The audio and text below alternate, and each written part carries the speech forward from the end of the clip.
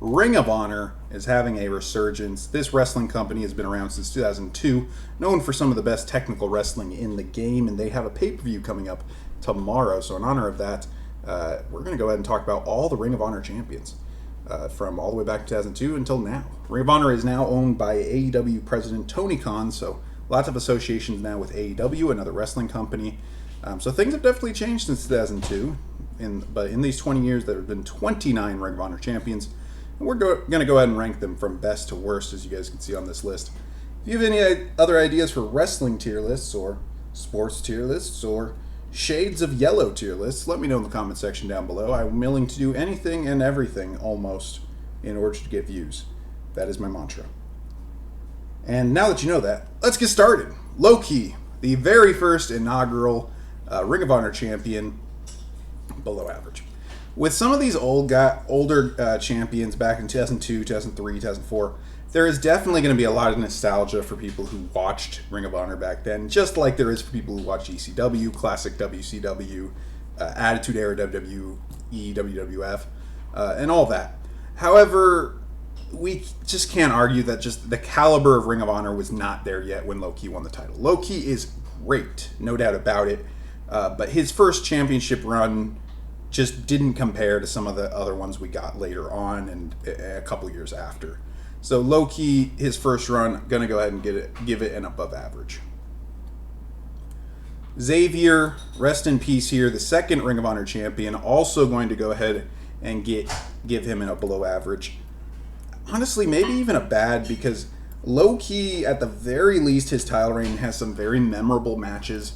The very first match for the title, where he won it, he defeated Christopher Daniels, Spanky, and Doug Williams in a 4-way 60-minute Iron Man match after a whole tournament.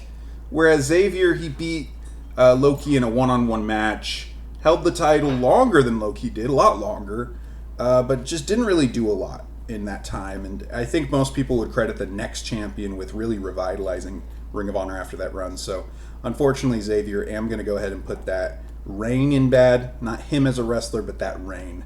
Going to go ahead and put it down there. Samoa Joe, absolute GOAT. When you think of Ring of Honor, you think of Samoa Joe, or at least I do. Samoa Joe winning the title in March of 2003 and not dropping that thing until December of 2004. He held the title for 645 days. And yeah, that's a long time.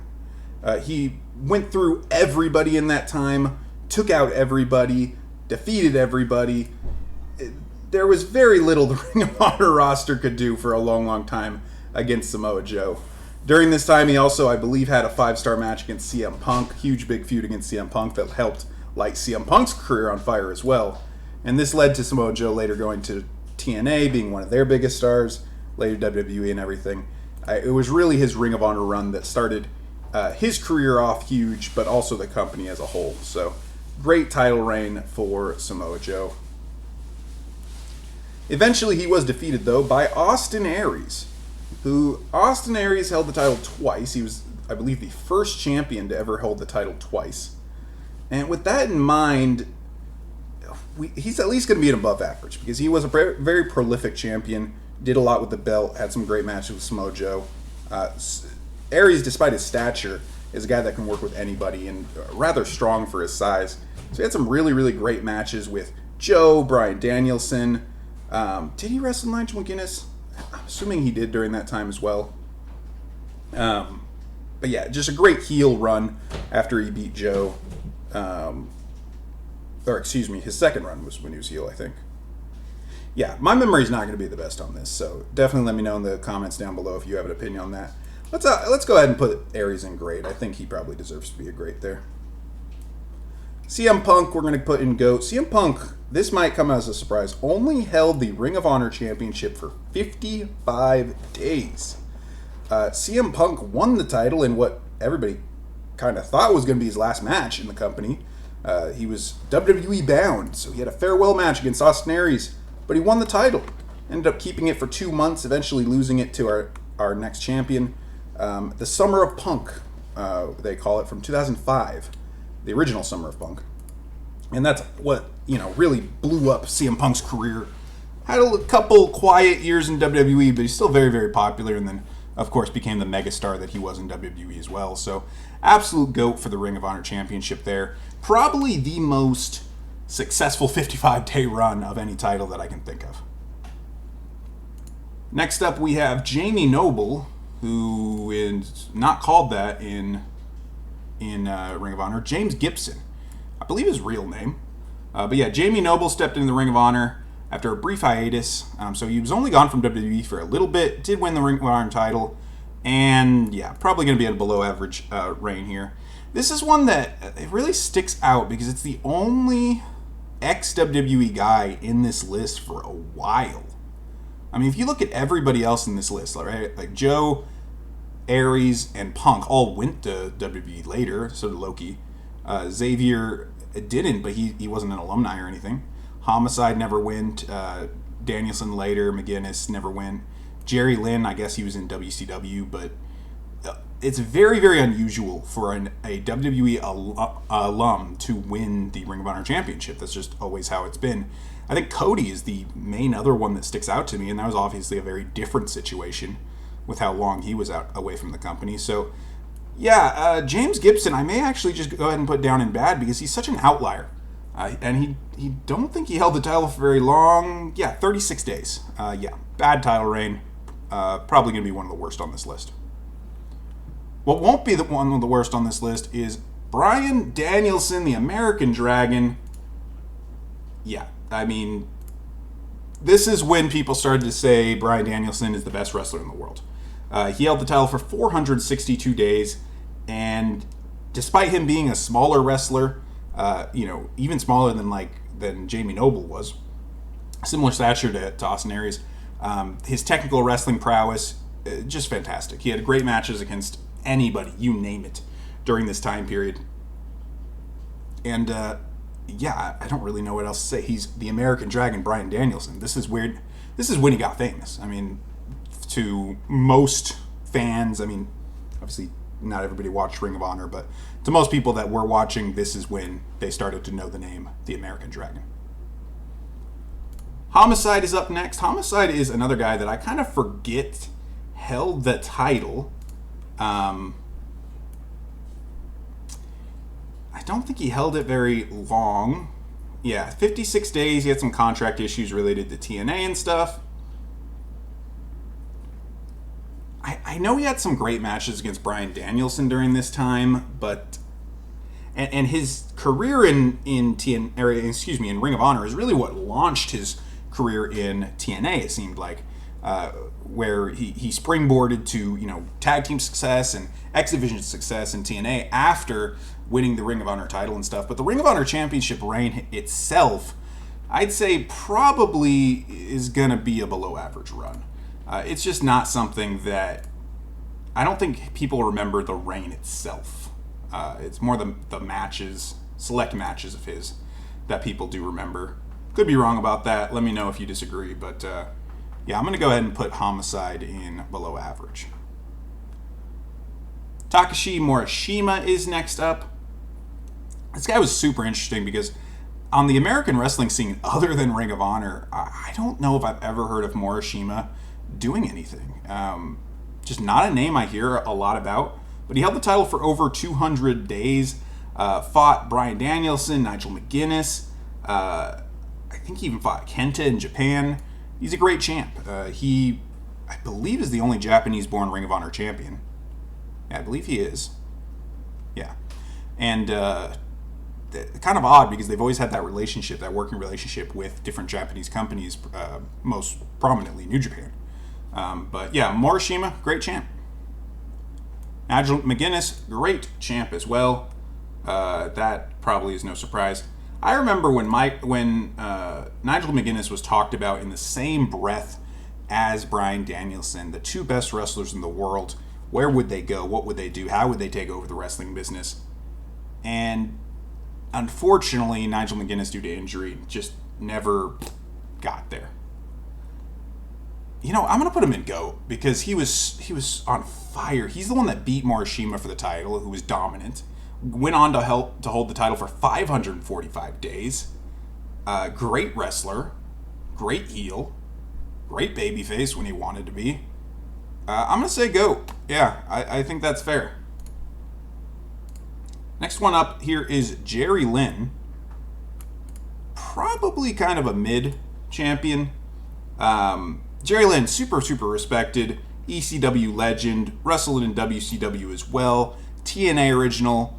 Been in Ring of Honor. Yeah, he ended up beating, I believe, McGuinness. 71 days as champion. I don't think his reign is really that memorable. Let's go ahead and even put in below average here. Jerry Lynn. A staple of early 2000s indie wrestling, I'd say. But I don't think his Ring of Honor World Championship reign is really what people remember, so to speak. Yeah. Similar thing here to Homicide. Tyler Black is up next, the future Seth Rollins. Above average reign for sure. Let's talk about this one. He was only 21 years old when he won the title, a young stud prodigy. People thought he would be the next big thing, and, well, he became WWE champion. The top heel in the company for years and years, still a top star in the company. And, yeah, I don't really know what else to say. He held the title, had great matches with everybody. His first ever match in Ring of Honor was against AJ Styles, and he had a great match with him, which it's hard to have a bad match with AJ Styles, but I'd say it's probably hard to have a bad match with Tyler Black, too. So his reign, above average, absolutely. Maybe even great. We'll see. We might adjust that. Next up is Roderick Strong. Roddy. And I really don't know where to put him, to be honest. Roddy, I think what most confuses me about Roderick Strong's run is why he had this little dinky title. Which is, I just don't remember this championship at all. Maybe I used the wrong image. But of course, the original Ring of Honor title you see here in most of these other images. And then starting with Eddie Edwards, they did shift the title. We see these three guys with that new title. And they switched to the red circular design, which I really liked. And then shifting to the bigger gold version, which is, I believe, still the current one they're using. I'll talk more about that in a bit. But Roderick Strong, I suppose, yeah, probably an above average run for sure. He was known as Mr. Ring of Honor for a long time. You don't get that by being a slouch, especially in a company that has so much technical wrestling and so much goes into their matches. This is what made Roderick Strong, right? This and PWG as well. Great technical wrestler, can absolutely do it all in the ring. And yeah, you really, I don't want to say he carried the company because he only held the title for 189 days, but he was a very good champion and one of their pillars for a while there. Speaking of pillars, I don't know, I was gonna do like a tag team thing with that. It didn't work. Eddie Edwards. Is he mid? He's probably mid as champion. Eddie Edwards and Davey Richards, his tag team partner and turned enemy, are two very great wrestlers in that they started off as a tag team, and I remember them coming into TNA in 2008, 2009, right? And then they ended up going to Ring of Honor or bouncing back and forth. I don't remember the timeline exactly of when that happened. But they were the guys that showed, they were kind of like the blueprint in my childhood of, this is a tag team wrestler that can also do singles. And a lot of times when you have that tag team split, one guy becomes the Shawn Michaels and one guy becomes the Marty Jannetty. And you didn't see that with the American Wolves. Both of them have great runs. A great feud between them as well. Davey Richards ended up beating Eddie Edwards for the title. Both of them holding it for a respectable amount of time. I'm going to put both their reigns in mid. I think that's pretty fair. Ring of Honor during this time was not as hot as it was a couple years prior. A lot of their top talent did get poached by either TNA or WWE. We see guys like McGuinness, Danielson, Punk, Joe, Aries. Morishima wasn't there anymore. I think Tyler Black was still there, but not for long. Same thing with Roderick Strong, right? So you had a lot of their top talent being poached at this point. So these guys did help carry the company through, I don't want to say a difficult time, but through a little bit of a transition for sure. Kevin Steen is next up. Kevin Owens in WWE. Kill, Steen, kill. Great champion. his matches against Sami Zayn, the former El Generico, absolutely fantastic. His matches with him as a tag team and against him, I guess that's a similar thing going on to these guys. El Generico, though, never holding the world title. Kevin Steen did. And yeah, Steen showed that he was one of the best heels in the business when he was in Ring of Honor. His reign was fantastic. He's a great champ. Belongs right there with Aries and Morishima, I'd say. Jay Briscoe is next. Always interesting to me, especially when I wasn't actively watching Ring of Honor. Always interesting to me how Jay held the title and his brother didn't. He actually held the title twice, I believe when his brother was hurt. Jay is probably the better of the two, but they're so well known as literally, you probably could call them top 5 tag teams of their generation. And then Jay also going out and being a successful singles wrestler is pretty impressive as well. I've read it described as an interesting choice to make him champion. I definitely think that's the case. But it turned out really good. His title reigns were fantastic. And he had some great matches against everybody. I mean, of course, now that I say that, I can't remember it. Who did he win the title from? Let's pull it up. Yeah, so he won the title, his first title from Kevin Steen. That's great. He ended up vacating the title.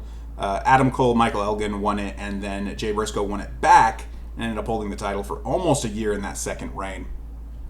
So, yeah, he's right there in the mix for a year or two, and then ended up going back to tag team stuff with his brother.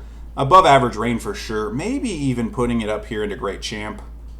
So interesting to think of him that way because he's definitely a tag team wrestler in my brain. But yeah, great runs as champion, as Ring of Honor champion, world champion. Adam Cole is next. Adam Cole, baby. Probably going to be a great champ. I mean, it's hard to say Adam Cole isn't great at anything he does. He is, to this day, I believe, the only 3-time Ring of Honor champion. His third reign coming after beating Kyle O'Reilly at Wrestle Kingdom 11? I think it was 11. Might have been 10. I think it was 11, though. In Japan, obviously. Yeah, great runs as champion. Great stuff happening with the Bucks during this time as well. Great matches with Kyle O'Reilly. I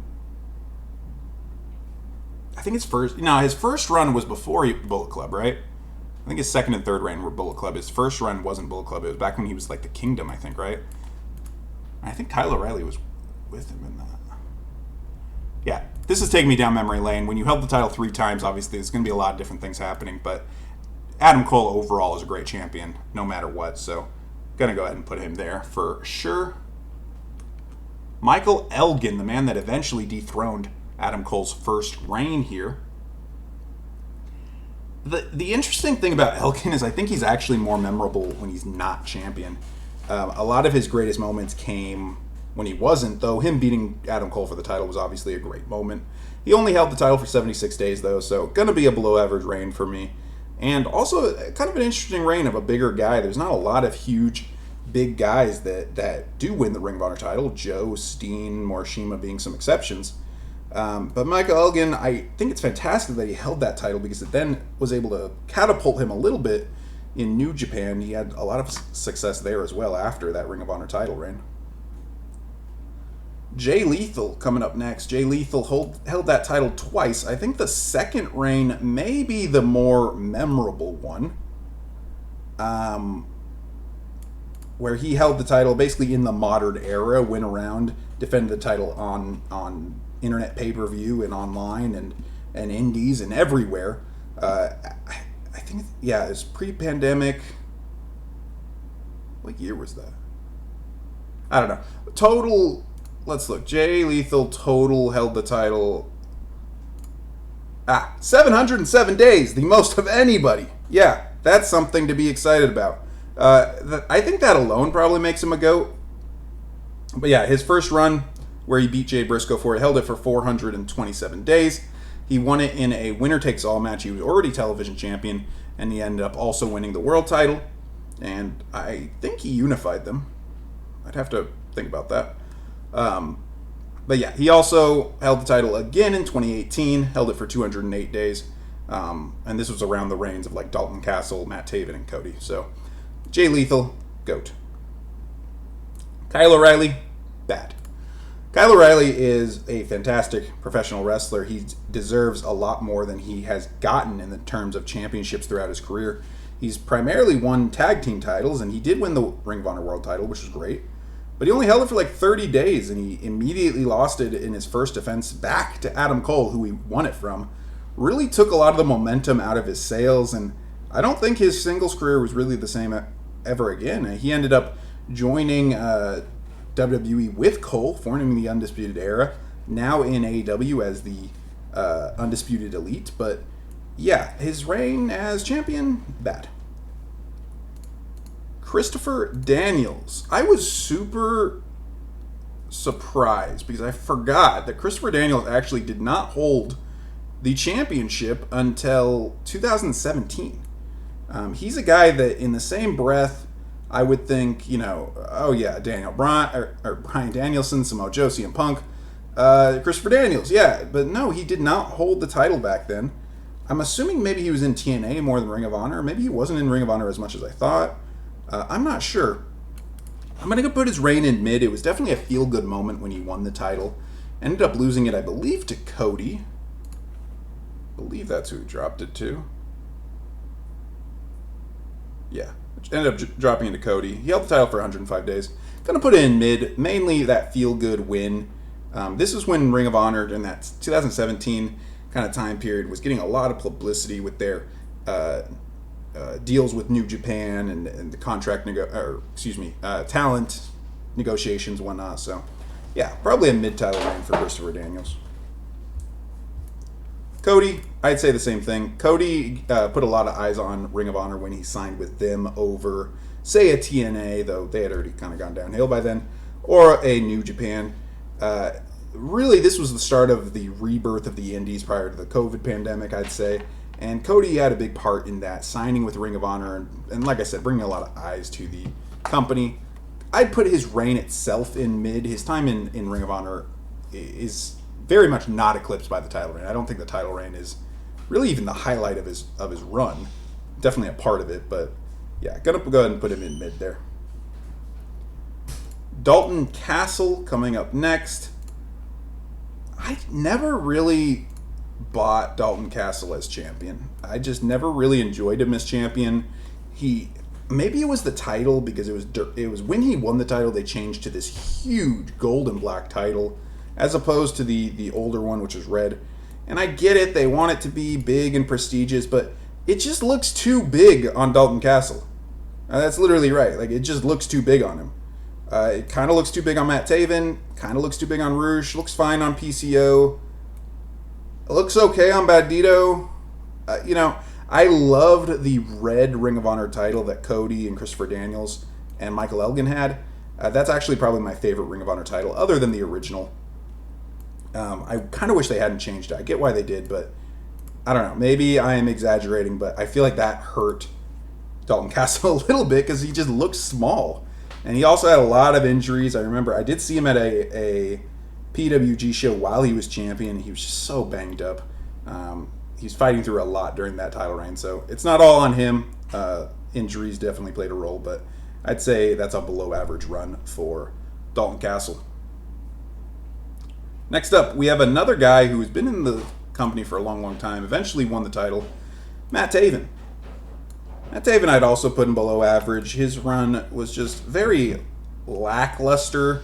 He just wasn't really at the level that a lot of Ring of Honor champions were. And I'd say Dalton Castle falls into that boat as well, where you see Ring of Honor start to fall off again. Again, a lot of their talent being poached by WWE, I don't know if New Japan was really poaching, but a lot of their talent in the 2018 down into 2019 starting to go other places. And then, of course, COVID happens, shuts down Ring of Honor. So, yeah, Matt Taven winning the title, start of a bit of a downhill trend for the company. Not his fault, of course, but going to put his reign in below average for sure.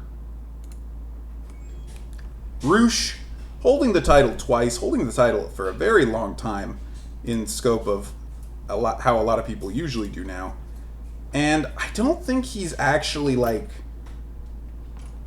despite him holding the title so long, I still don't really associate him with the title, and that's probably a bad thing.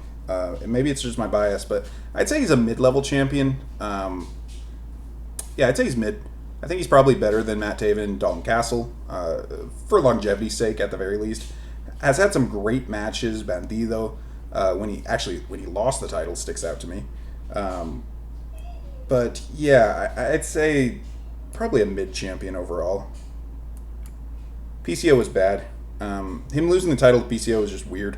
PCO, the 51-year-old, winning the title, is just very, very obvious that Ring of Honor didn't have a lot else going for them.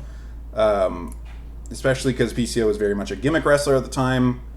Yeah, gonna go ahead and put that one in bad. Not a huge fan of that decision.